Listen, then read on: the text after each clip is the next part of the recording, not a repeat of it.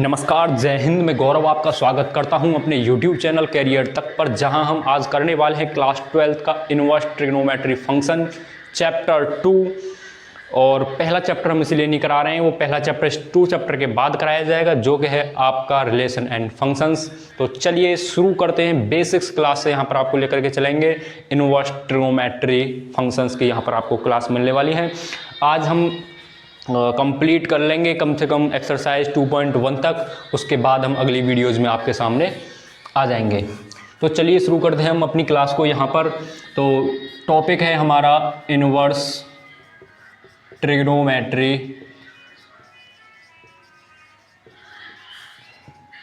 Inverse trigonometric function. ठीक है साहब। हमने 10th क्लास में 11th क्लास में आपको थोड़ा सा यहाँ पर 11th क्लास के फॉर्मूलेज को थोड़ा सा यहाँ पर आपको याद होनी चाहिए, जिसकी वजह से आपको यहाँ पर कोई प्रॉब्लम नहीं आएगी। आपको क्लास 12th के अंदर क्लास 12th के कुछ कंसेप्ट यहाँ पर लगेंगे थोड़े मनक, लेकिन यहाँ पर 11th क्लास का यहाँ पर बहुत कुछ लगने वाला है। तो सबसे पहले आपने 10th क्लास में ही पढ़ लिया होगा कि जैसे मान लो कोई आपके वैल्यू दे रखी है। मान लीजिए आपको वैल्यू दे रखी है साइन थीटा की वैल्यू दे रखी है आपको वाई। आपको साइन थीटा की वैल्यू मान लीजिए आपको y दे रखी है। तो यहाँ से इसका मतलब होता था परपेंडिकुलर अपॉन हाइपोटेनियस, यानी कि हाइपोटेनियस मान लिया हमने 1 और परपेंडिकुलर मान लिया हमने y। तो यहाँ पर आपको देखा होगा कि यहाँ पर ये कुछ भी जो होता था ये एक नंबर आता था। मान लीजिए वो एक रेशनल नंबर आता था। मान लीजिए यहाँ पर कोई भी एक रेशनल नंबर या फिर एक नेचुरल नंबर वगैरह कुछ भी आता था। ठीक है। और यहाँ जो होता था, यहाँ किसी एंगल की वैल्यू होती थी, किसी भी एंगल की वैल्यू होती थी। मान लो 0 degree, 30 degree, 45 degree, 60 degree, 90 degree. ठीक है जी। यहाँ पर आपको साइन थीटा यानी कि थीटा के अंदर कोई एंगल की वैल्यू होती थी और वहीं पर यहाँ पर कोई नंबर होता था। तो 30, 60, 45, 90 ये क्या होते थे, यानी कि थीटा आपका यहाँ पर क्या होता था, एक एंगल होता था। और एंगल जब किसी भी इसके साइन के अंदर रखा जाता है तो उसके बाद क्या निकल के आता है, आपका नंबर निकल के आता है। लेकिन इनवर्स ट्रिग्नोमेट्री में थोड़ा सा इसका उल्टा हो जाता है। इनवर्स ट्रिग्नोमेट्री में क्या करेंगे, मान लीजिए ये साइन थीटा बराबर आपको दे रखा है वाई। साइन थीटा बराबर आपको y दे रखा है। तो आपको इस वक्त करना क्या है, आप y को यहाँ पर है तो थीटा की अगर वैल्यू आपको निकालनी है तो थीटा बराबर हो जाएगा साइन इनवर्स y। ये आसान सा कंसेप्ट आपके दिमाग में आना चाहिए। थीटा यहाँ पर है, साइन ये नीचे जाकर के ऊपर पावर में नहीं लिखते बेशक इसको, लेकिन आप मान सकते हैं कि साइन इनवर्स थीटा बराबर साइन इनवर्स y हो जाएगा। तो बिल्कुल सेम तरह जहाँ पर y नंबर था तो यहाँ पर भी ये एक नंबर ही होगा और थीटा की वैल्यू यहाँ पर भी क्या होगी, एंगल होगी, जिसे आप कह सकते हैं यहाँ पर प्रिंसिपल वैल्यू, जिसे आप कह सकते हैं प्रिंसिपल वैल्यू। और समझने के लिए आपको सिर्फ यहाँ तक इनवर्स समझने के लिए थोड़ा सा ये कंसेप्ट जरूर आना चाहिए, जो कि मैंने आपको यहाँ पर आसान तरीके से बता दिया है। तो चलिए हम 12th क्लास की इनवर्स ट्रिग्नोमेट्री की बिल्कुल शुरुआत करते हैं यहाँ पर। तो इसके लिए आपको थोड़े से डोमेन एंड रेंजेस के बारे में हमें बताना पड़ेगा। डोमेन और रेंज क्या होते हैं। मान लीजिए ये हमारा फंक्शन है, फंक्शन यहाँ आएगा। डोमेन जो भी हम इसके अंदर रखते हैं वो यहाँ, और रेंज जो भी इसके बाहर निकलने वाली है। मान लीजिए हमने रखा जी साइन इनवर्स x, हमने रखा G sine inverse x। Sine inverse x के अंदर हम कितनी वैल्यू रख सकते हैं, आपको सबसे पहले बता दूं कि साइन की जो वैल्यू होती है सिर्फ और सिर्फ कहां से कहां तक निकल के आती है, -1 to 1 निकल के आती है। भैया कोई भी एंगल ले लो, साइन 90 ले लो 1 आएगा, साइन 0 ले लो 0 आ जाएगा, और अन्य नंबर लोगे तो आपको यहाँ पर -1 की भी वैल्यू देखने को मिल जाएगी। तो यानी कि डोमेन के अंदर हम सिर्फ और सिर्फ क्या रख सकते हैं, -1 to 1 यहाँ पर डोमेन के अंदर हम रख सकते हैं। -1 से 1 से अलावा कुछ भी नहीं रख सकते। ध्यान रहे ये कैसे इंटरवल है, क्लोज इंटरवल है। ध्यान रहे यहाँ पर ओपन इंटरवल यूज नहीं करेंगे, सिर्फ कैसे इंटरवल यूज होंगे, क्लोज इंटरवल यूज होंगे। क्लोज इंटरवल का मतलब है -1 और 1 भी इसके अंदर अवेलेबल आपको मिलने वाला है। तो इसके बाद जो डोमेन तो हो गया आपका -1 to 1 निकल के क्या आएगा, अगर मान लो कोई मशीन के अंदर आपने कुछ प्रोडक्ट डाला तो उसके अंदर से कुछ निकल के भी तो आएगा, तो उसकी जो रेंज निकल के आएगी वो आएगी भैया -π/2 से π/2। यानी कि अगर आप -π/2 डालोगे तो आपका आंसर आएगा -1, और π/2 डालोगे तो 1 डालोगे। जितनी भी इसके अंदर एलिमेंट होंगे वो इसमें इसकी वैल्यू निकल के आएगी जब -1 to 1 आप यहाँ पर डालने वाले हो। ठीक है। उसी तरीके से यहाँ पर एक अगला फंक्शन होता है, वो होता है कॉस इनवर्स। कॉस इनवर्स की रेंज भी बिल्कुल same, domain same to same होती है -1 to 1, लेकिन रेंज के अंदर डिफरेंस होता है। रेंज कितनी होती है भैया, मतलब -1 to 1 अगर इसके अंदर डालोगे, -1 to 1 इसके अंदर डालोगे तो आपको कितना मिलेगा, 0 to पाई निकल के आएगा, 0 to पाई निकल के आएगा। पाई की वैल्यू होती है 180, सबको पता होगा। कोसेक इनवर्स एक्स यानी कि टेन इनवर्स की हम बात करें, साइन इनवर्स हो गया, कॉस इनवर्स हो गया, फिर हम बात करने वाले हैं टेन इनवर्स एक्स की। भैया टेन इनवर्स एक्स के अंदर जो डोमेन होती है, टेन इनवर्स एक्स के अंदर जो डोमेन होती है उसको आप कुछ भी डाल सकते हो, यानी कि जितना भी रियल नंबर्स वैल्यू होती है आप उनमें से कुछ भी डाल सकते हो। मान लिया हमने रियल नंबर आर डाल दिया, रियल नंबर आर डालोगे तो कितनी रेंज निकल के आएगी, अगर आपने आर डाल दिया तो कितनी रेंज निकल के आएगी, वो आएगी भैया -π/2 से π/2। अब आप कहोगे यहां पर क्यों क्लोज इंटरवल यूज नहीं किया, -π/2 से π/2, अगर π/2 आप डालोगे तो टेन इनवर्स एक्स की वैल्यू कितनी, मतलब π/2 पर टेन की वैल्यू कितनी होती है, इनफाइनाइट हो जाती है, इसलिए यहां पर हमने ओपन इंटरवल का यूज किया है। यहां पर आपको बात समझ में आ गई होगी। इसके बाद टेन इनवर्स के बाद हम बात करते हैं जी कॉट इनवर्स एक्स की। कॉट इनवर्स एक्स के, कॉट इनवर्स एक्स के अंदर बिल्कुल सेम टू सेम जैसे हमने टेन के अंदर रियल डाला उसी तरीके से कॉट इनवर्स एक्स के अंदर भी हम रियल ही डालते हैं, ठीक है जी। कॉट इनवर्स एक्स के अंदर भी रियल डालते बिल्कुल सेम टू सेम। मान लो साइन का यहाँ पर टेन था तो यहाँ का इस पर क्या हो जाएगा, कॉट हो जाएगा, और कॉट की रेंज हो जाएगी 0 to पाई। यहाँ पर थोड़ा सा ये आपको समझने की जरूरत है, यहाँ पर आपको क्वेश्चन सॉल्व करने में थोड़ा सा यहाँ पर लिखना पड़ सकता है, ज़्यादा इसका कोई मतलब होता तो इसका पूरा काम है, लेकिन यहाँ पर हम यूज ज़्यादा हम इसमें नहीं लेते हैं। इसके बाद नेक्स्ट फंक्शन आता है आपका G sec inverse x. Sec inverse x, sec inverse x के अंदर बिल्कुल सेम टू सेम यहाँ पर जितनी भी वैल्यू वही सेम होंगे, लेकिन आपको क्या करना होगा, सेक इनवर्स एक्स के आपने देखा होगा कि सेक थीटा के अंदर जितनी भी वैल्यूज होती हैं वो कॉस के अंदर नहीं होती हैं। यानी कि अगर आप cos 45 डालोगे, cos 45 डालोगे आपका आएगा 1/√2, लेकिन sec 45 आएगा √2। यानी कि जितनी वैल्यूज इसके अंदर हैं उसको छोड़ करके सारी वैल्यूज sec के अंदर पाई जाती हैं। तो आप इसके अंदर रियल, सारी रियल डाल सकते हो, छोड़ करके कौन कौन सी, -1 to 1 तक की वैल्यू छोड़ करके आप इसके अंदर सारी वैल्यूज को डाल सकते हो। अब ध्यान रहे यहाँ पर ओपन इंटरवल का यूज होगा, क्यों, क्योंकि यहाँ पर बाउंड्री पॉइंट्स नहीं लिए जाने चाहिए, ठीक है साहब। अब इसकी रेंज कितनी निकल के आएगी सेक इनवर्स एक्स की, सेक इनवर्स एक्स की रेंज निकल के आएगी 0 to पाई -π/2। π/2 क्यों, क्योंकि π/2 पर यह डिफाइन नहीं होता है, ठीक है जी। π/2 को आप इस तरीके से लिख सकते हो अगर आप चाहो तो, इस तरीके से एंगल बना के। इसके बाद आपको एक एंगल और बच गया हमारा, वो है cosec inverse x. Cosec inverse x, cosec inverse x की जो वैल्यू होती है वो आर बिल्कुल सेम टू सेम यहीं से निकल के आएगी, और उसके अंदर सिर्फ हमको 0 माइनस करना पड़ेगा। यानी कि ये तो सिर्फ यही सेम टू सेम हो जाएगी -1 to 1, सिर्फ हमको क्या करना पड़ेगा यहाँ पर आर -π/2 से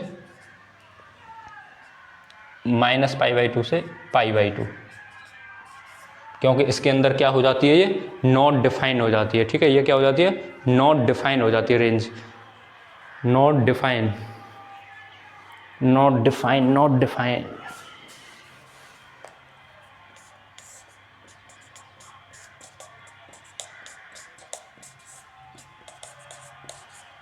यहाँ पर ये नॉट डिफाइंड हो जाती है 0 पे, इसीलिए हम यहाँ पर इसकी वैल्यूज़ को ही मतलब निकल के आएंगे, 0 यहाँ से नहीं निकल के आएगा। तो यहाँ पर थोड़ा सा आपको कंसेप्ट बता दिया गया है कि क्या फंक्शंस की डोमेन होंगी, किस मतलब इन sine inverse, cos inverse, tan inverse, cot inverse, sec inverse, cos inverse x के अंदर हम कितनी वैल्यूज़ को डाल सकते हैं। देखिए साइन इनवर्स एक्स के अंदर सिर्फ और सिर्फ हम -1 to 1 ही वैल्यूज यहाँ पर डाल सकते हैं, इसके अलावा जितनी भी वैल्यूज होंगी हम उनको नहीं डालेंगे इसके अंदर। कॉस इनवर्स एक्स की बात करें तो वो -1 to 1 डाल सकते हैं, टेन इनवर्स के अंदर कुछ भी डाल सकते हैं, कॉट इनवर्स के अंदर कुछ भी डाल सकते हैं, सेक इनवर्स के अंदर कुछ भी डाल सकते हैं, एक्सेप्ट -1 to 1 नहीं डाल सकते। कोसेक इनवर्स एक्स के अंदर आर में से सिर्फ -1 to 1 को छोड़ करके सारी वैल्यूज को यहाँ पर डाला जा सकता है।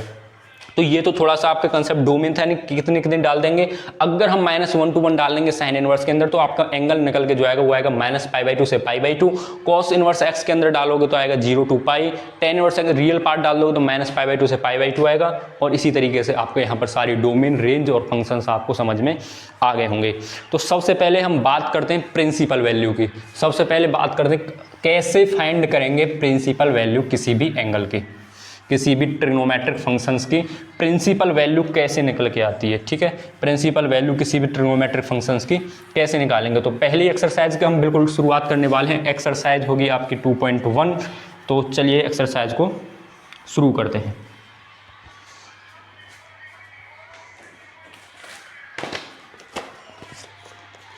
आपकी एक्सरसाइज है जी पहली, एक्सरसाइज 2.1। 2.1 का पहला क्वेश्चन है जी, find the principal values of the following. Find the principal sine inverse -1/2। बिल्कुल बेसिक से अगर आप करना चाहते हैं साइन इनवर्स -1/2 की आपको प्रिंसिपल वैल्यू निकालनी है। कौन सी वैल्यू? प्रिंसिपल वैल्यू अगर आपको निकालनी है तो सबसे पहले बिल्कुल बेसिक से अगर आप करना चाहते हो तो इसको y के इक्वल मान लेंगे। किसके बराबर मान लेंगे? y के बराबर मान लेंगे इसको, इक्वल टू y। ठीक है, साइन इनवर्स -1/2 बराबर कितना हो गया? y हो गया। तो आपने पढ़ा होगा साइन थीटा बराबर, अगर हमारा y है तो थीटा बराबर कितना हो जाएगा? साइन इनवर्स y हो जाएगा। थीटा बराबर कितना हो जाएगा? साइन इनवर्स y हो जाएगा। अब यहाँ से अगर हम -1/2 वैल्यू निकालें, यानी कि -1/2 इक्वल लिखें तो -1/2 के इक्वल कितना हो जाएगा जी? साइन y हो जाएगा। -1/2 इक्वल कितना हो जाएगा? Sign y। -1/2 इक्वल हो जाएगा साइन y। और यहाँ से सीधे सीधे हम वैल्यू निकाल के लाएं तो हमको पता है कि -1/2 की वैल्यू कितनी होती है। मान लीजिए माइनस यहाँ पर लिखा है, सिर्फ आपको 1/2 की वैल्यू निकालनी है। तो 1/2 की वैल्यू सबको पता होगी साइन π/6 पर होती है, यानी कि साइन 30 की वैल्यू होती है। और आपको इसके इक्वल दे रखा है साइन y। तो आपने पढ़ा होगा कि साइन माइनस थीटा को हम माइनस साइन थीटा भी लिख सकते हैं। तो माइनस साइन थीटा को हम साइन माइनस थीटा भी तो लिख सकते हैं, यानी कि हम इसको लिख सकते हैं साइन -π/6 और इक्वल में आपको दे रखा है साइन y। साइन से साइन कंपेयर किया तो y की वैल्यू निकल के आ गई आपकी -π/6। यहाँ से -π/6 अगर आपकी रेंज की बात करें तो माइनस साइन की रेंज कितनी होती है? -π/2 से π/2 होती है। तो हम सीधे कह सकते हैं जो साइन की मतलब वैल्यू जो इसकी प्रिंसिपल वैल्यू जो निकल के आएगी वो बिल्कुल एक्यूरेट है, क्योंकि ये लाई करती है -π/2 से π/2 के अंदर। तो यहाँ से इस तरीके से आप प्रिंसिपल वैल्यूज़ को, यहाँ पर सारी प्रिंसिपल वैल्यूज़ को आसान तरीके से निकाल लेते हैं। बिल्कुल नोट कीजिए इसको, मैं जब तक इस मार्कर में इंक डाल लेता हूँ।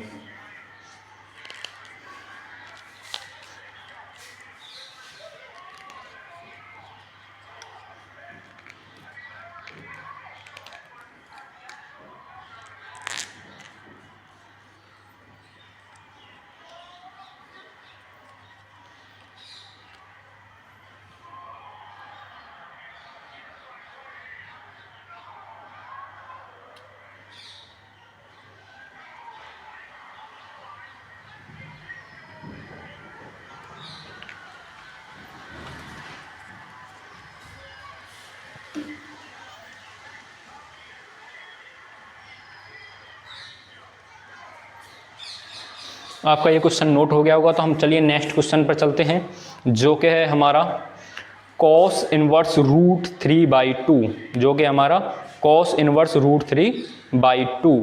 ठीक है जी। तो यहाँ पर नेक्स्ट क्वेश्चन हम लिखते हैं cos इनवर्स √3/2।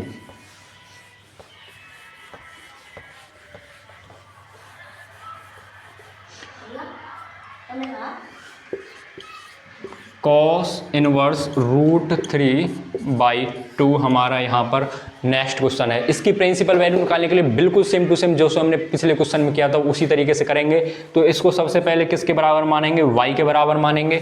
y के बराबर मानेंगे तो ये प्रॉपर्टी हमने पढ़ाई थी कि साइन थीटा बराबर y है तो थीटा की वैल्यू साइन इनवर्स y हो जाएगी। सेम टू सेम ये cos इनवर्स यहाँ पर चला जाएगा तो कितनी हो जाएगी? √3/2 बराबर हो जाएगा आपका cos y।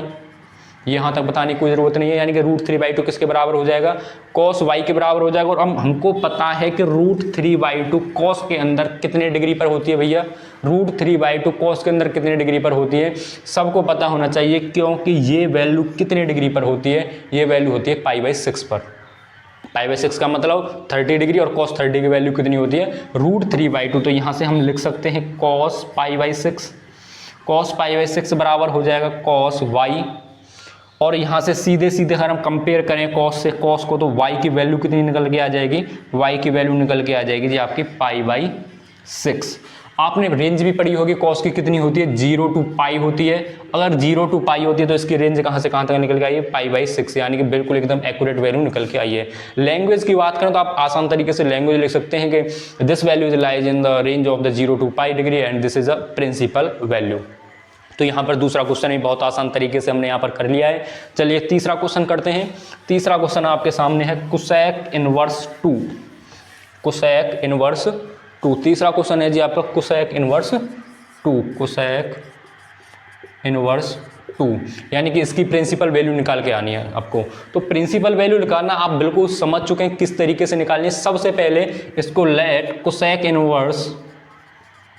इनवर्स 2 बराबर y, आपकी थोड़ी सी लैंग्वेज के रूप में लिख देता हूँ। अगर आपको स्कूलिंग में आपको लैंग्वेज वगैरह लिखवाते हैं तो कोसेक इनवर्स 2 बराबर कितना हो जाएगा, y हो जाएगा। एज वी नो दैट, इसको हम क्या लिख सकते हैं, 2 बराबर कोसेक y लिख सकते हैं, क्योंकि यहाँ पर जो इनवर्स है वो इधर जाकर के ऊपर चला जाएगा तो कोसेक y हो जाएगा। और कोसेक के अंदर 2 कितने डिग्री पर होता है भैया, कोसेक के अंदर 2 कितने डिग्री पर होता है, आपको पता होना चाहिए कि साइन के अंदर 30 डिग्री पर 1/2 होता है, तो कोसेक के अंदर भी 30 डिग्री पर ही 2 हो जाएगा। तो यहाँ से लिख सकते हैं कोसेक π/6 बराबर कोसेक y, कोसेक π/6 बराबर कोसेक y। और यहाँ से अगर कोसेक से कोसेक अगर हम कंपेयर करेंगे तो y की वैल्यू कितनी आ जाएगी, π/6। और अगर आप इसकी रेंज को जानते हैं तो बहुत आसान तरीके से आपकी प्रिंसिपल वैल्यू भी एक्यूरेट तरीके से आ गई है। नेक्स्ट क्वेश्चन की तरफ बढ़ते हैं। नेक्स्ट क्वेश्चन है जी आपका tan इनवर्स, नेक्स्ट क्वेश्चन है आपका tan इनवर्स -√3, tan इनवर्स -√3। बिल्कुल सेम टू सेम किसके बराबर मानना है आपको, y के बराबर मानना है, यानी कि tan इनवर्स -√3 बराबर y हो जाएगा। -√3 बराबर कितना हो जाएगा जी, -√3 बराबर कितना हो जाएगा आपका tan y। √3 कितने डिग्री पर होता है, √3 सबको पता होना चाहिए, tan 60 पर होता है, यानी कि tan π/3 पर हो गया, बराबर tan y। tan minus theta कितना होता है, tan थीटा होता है, माइनस tan थीटा। तो आपको यहाँ पर से सिंपल लिख सकते हो tan -π/3 बराबर tan y, और यहाँ से y की वैल्यू जो कंपेयर करेंगे तो y की वैल्यू आ जाएगी आपकी -π/3। तो यहाँ पर ये क्वेश्चन भी बहुत आसान तरीके से आपका सॉल्व करें। प्रिंसिपल वैल्यू कितनी निकल के आ गई, -π/3। अगर आपको पाई वगैरह में दिक्कत आ रही हो तो दिक्कत की कोई बात नहीं है, सिंपल सी बात है। पाई की वैल्यू 180, π/2 की वैल्यू 90, π/4 की वैल्यू 45 और π/6 की वैल्यू 30 और π/3 की वैल्यू 60 डिग्री हो जाएगा। तो यहाँ पर हमने 4 क्वेश्चन को बहुत आसान तरीके से कर लिया है। 5th क्वेश्चन आप कर लेंगे, 6th क्वेश्चन हो जाएगा बिल्कुल सेम टू सेम। मैंने यहाँ पर सारे क्वेश्चंस को यहाँ बताया, और लास्ट इसमें क्वेश्चन जो करने वाले हैं हम करने वाले हैं आपका 9th क्वेश्चन देख लिया, यहाँ पर 9th क्वेश्चन देख लीजिए अपना, जो कि है cos इनवर्स -1/√2। ठीक है जी, cos इनवर्स -1/√2। इसको सिंपली करना क्या है, cos इनवर्स -1/√2 बराबर y मानेंगे आप। ठीक है जी, मान लिया cos इनवर्स -1/√2 बराबर y मान लिया। अब क्या होगा, cos y बराबर कितना हो जाएगा, -1/√2। ठीक है जी, cos y बराबर कितना हो जाएगा, अपने आप बताइए। cos y मतलब cos 1/√2 किसके अंदर वैल्यू होती है, 1/√2 वैल्यू होती है 45 की, यानी कि -cos 45 यानी कि π/4। आप कहोगे minus cos theta, cos minus theta नहीं होता है, क्योंकि cos माइनस थीटा कितना हो जाता है, cos थीटा हो जाता है। cos माइनस थीटा कितना हो जाता है, cos थीटा हो जाता है। cos y की वैल्यू निकालनी है, और आपको -cos π/4 यहाँ पर आपको दिख रहा होगा। तो सबसे पहले इसका आंसर जो आने वाला है, आंसर वो सीधा आंसर आएगा आपका 2.1 का वैल्यू कौन सी है, क्वेश्चन नंबर 9, 3π/4। ठीक है जी, देखिए यहाँ पर बिल्कुल सिंपल हो गया। अब आप एक चीज बताइए, cos के अंदर क्वाड्रेंट अगर हम बनाते हैं, कॉस के अंदर क्वाड्रेंट बनाते हैं, तो किस किस क्वाड्रेंट के अंदर कॉस की वैल्यू नेगेटिव होती है, लेकिन ध्यान रहे वो रेंज 0 to पाई तक ही होनी चाहिए।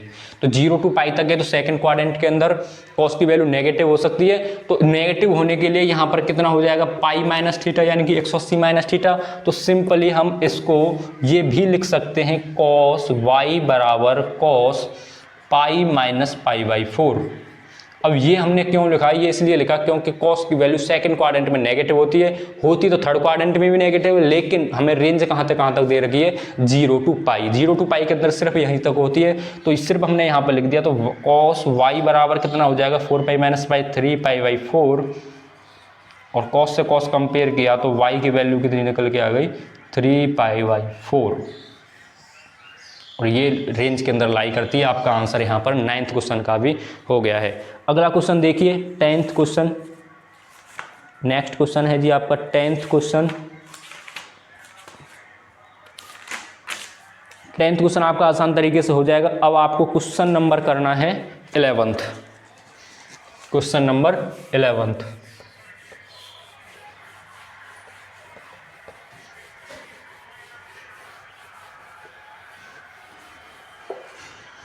क्वेश्चन नंबर 11th क्या कहता है जी, क्वेश्चन नंबर 11th है tan inverse 1 plus cos inverse minus 1/2 plus sign inverse 1/2 है, या फिर ये माइनस 1/2 भी हो सकता है। यहाँ पर थोड़ा सा प्रॉब्लम है इस गणित के अंदर, तो देख लेंगे उसको।